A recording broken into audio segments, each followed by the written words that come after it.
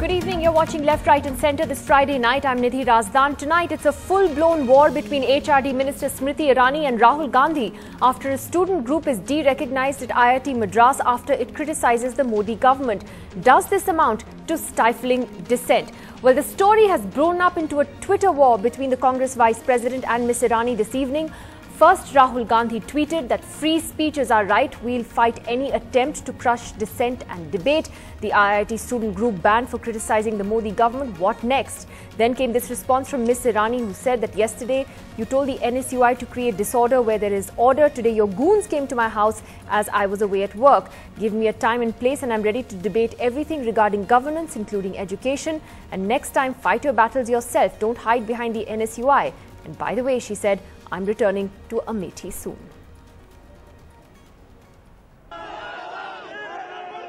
Students of the Congress-affiliated NSUI protesting outside the home of the Education Minister Smriti Irani as controversy grew over IIT Madras derecognizing a student body that had been critical of the Modi government.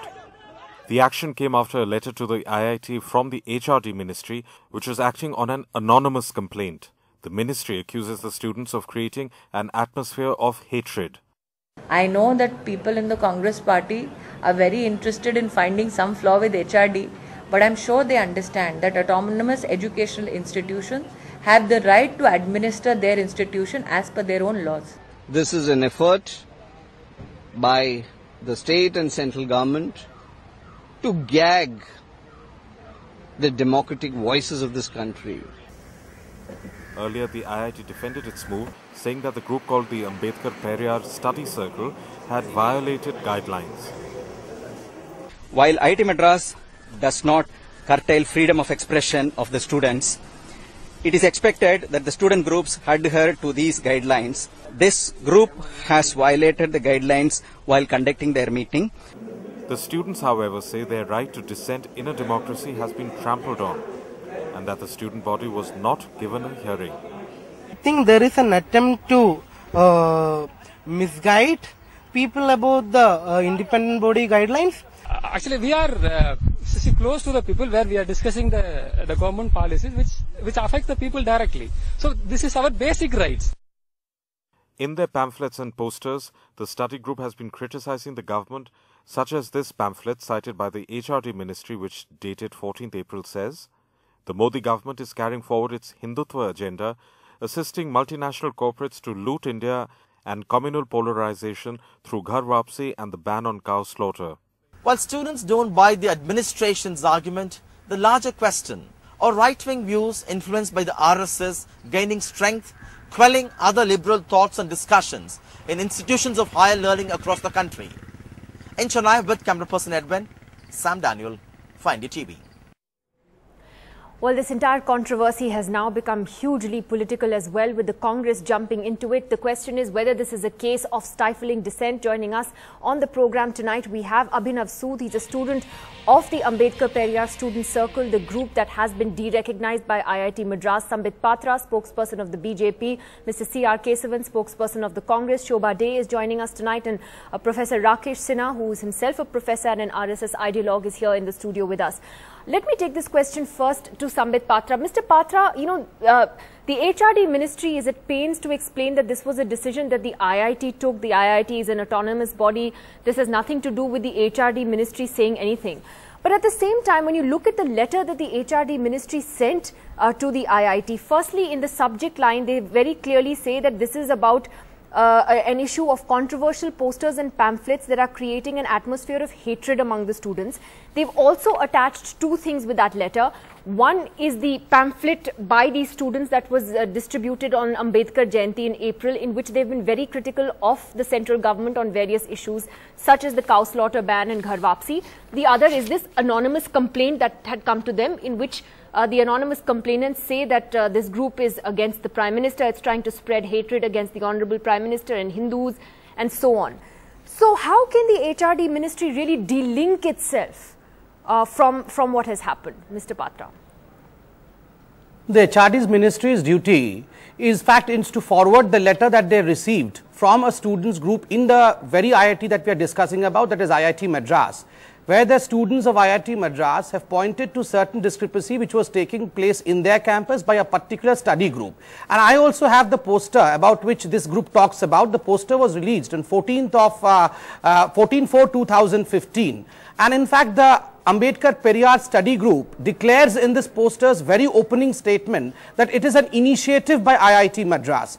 It goes ahead to say a lot of things, but the most important thing that which catches the eye of the people are towards the end, where it says that the Hindu caste system is a bad one and Hinduism should be destroyed. Hinduism is a veritable chamber of horror and it must die for caste to vanish. Definitely caste system may be a problem, but to say that a whole caste system, the whole religion should be destroyed in order to see to it that reforms are brought, I think is quite appalling, is something which the IIT Madras at least should not promote.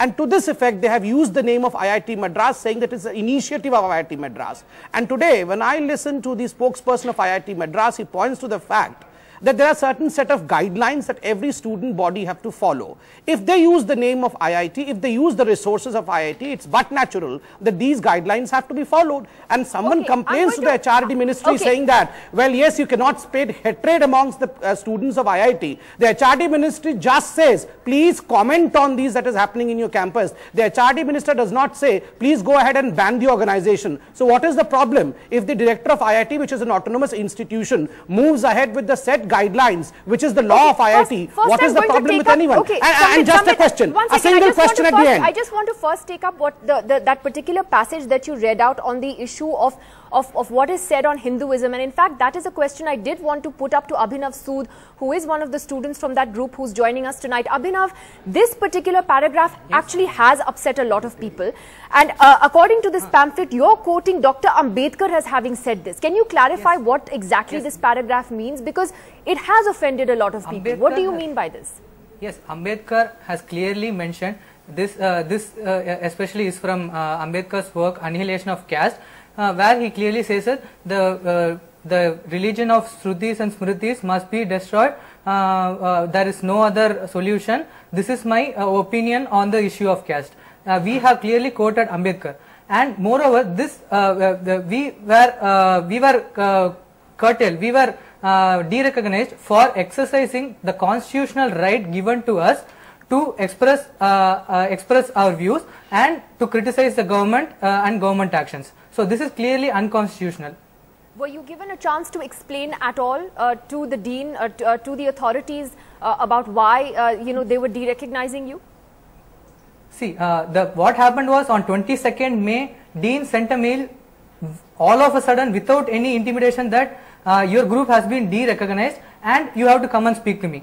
When APSC members went and spoke, he stood by his ground and he said he will not revoke the decision. He didn't hear out any arguments by us, and he just said you are being derecognized and you can function only if you agree to my terms, which is clearly a dictatorial move, an authoritarian move. Like this, even they are violating the Indian Constitution itself. How can they violate the Indian Constitution? All right, let me take this to Shobha De. Shobha De, there are two parts to this pamphlet that appear to have created a row today. The first is what they are saying that they are saying that Dr. Ambedkar said, which is what Sambit Patra has found as the most objectionable part. How would you look at this entire controversy then? I mean, it's certainly a quote that many people would look and maybe be taken aback, when it the way it talks about Hinduism. But the question then is that if they are quoting Dr. Ambedkar, was this an extreme step to have been taken?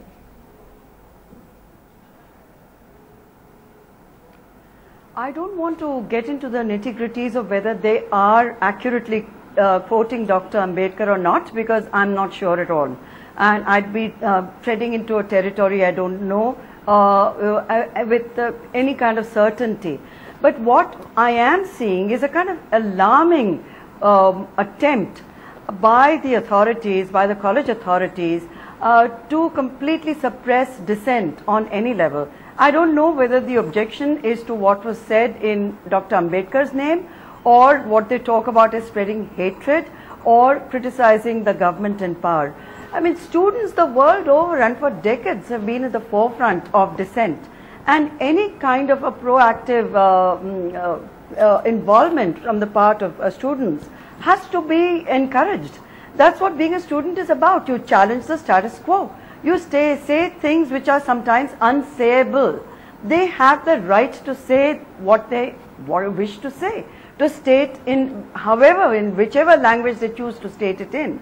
And the question of autonomy, what kind of autonomy are we talking about if they're going to be given this kind of dictatorial response from the dean, who refuses to even hear them out? I mean, that I think is very alarming.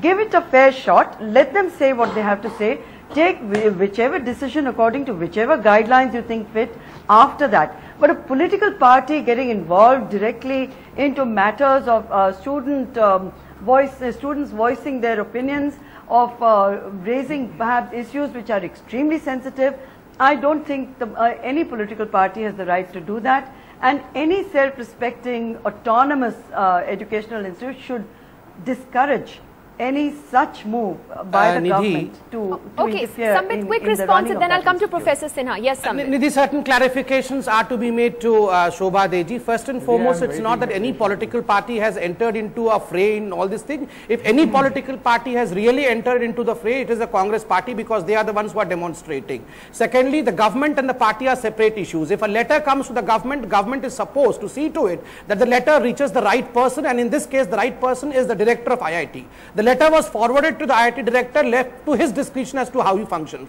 And Shobhaji, I want to ask you a question. If in this letter, it is just an assumption, if in this letter they would have spoken of destroying Islam, would you have not gone into the nitty-gritty of the letter, or would you have been wiping your tears by now? I mean, this is something which I believe, a question which I throw to all the panelists. If any pamphlet would have been talking of destroying Islam, then would your response would have been similar? Can I come in, please? Okay, one second, let Shobha respond. 1 second, Mr. Kesavan. I refuse to get into a hypothetical argument of this kind. Yeah.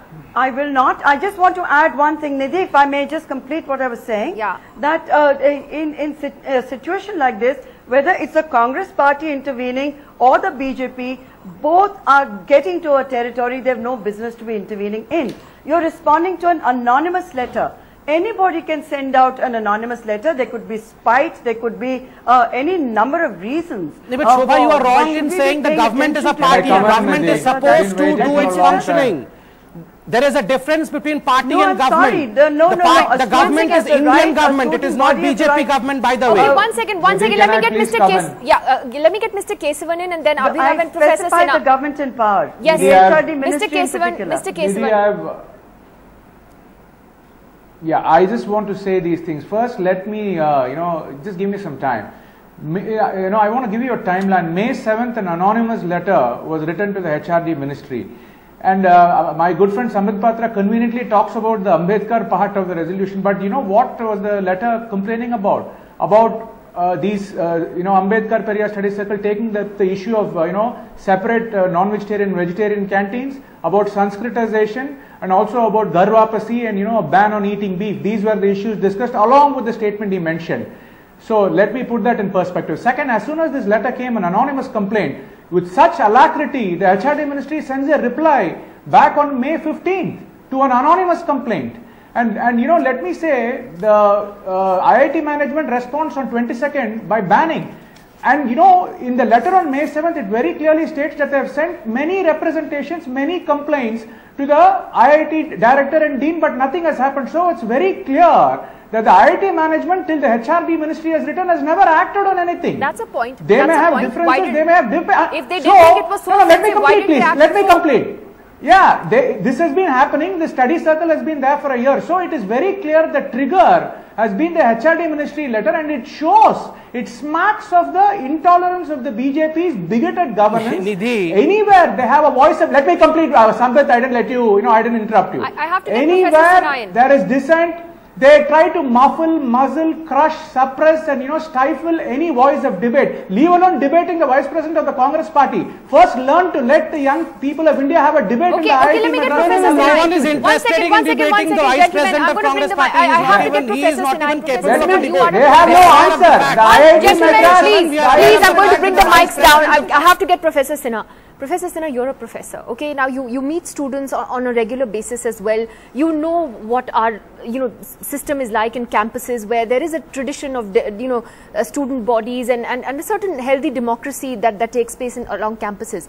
Do you think at the very least there should have been a hearing that should have been given to this student group to explain itself? And then why didn't the authorities in IIT act on earlier complaints? Why only when the HRD ministry letter came, if this was so offensive to them? The question itself is a fundamental of debate. But before coming to that, I will make a remark on Rahul Gandhi. Yesterday, the way he made a remark on RSS and asked the NSUI to stop RSS Sakha means inciting violence. It is a neo-fascism. He is promoting neo-fascism in the country, and his parliamentary history shows that the way he turned out the cabinet's decision, he turned out. This shows that Rahul Gandhi is now bent upon for promoting violence in this country, creating anarchy in this country. What does it mean if NSI people go and stop RSS Sakha? Will it not lead to violence? So let the Congress person clarify it. His leadership is going for a neo-fascism in this country. Okay,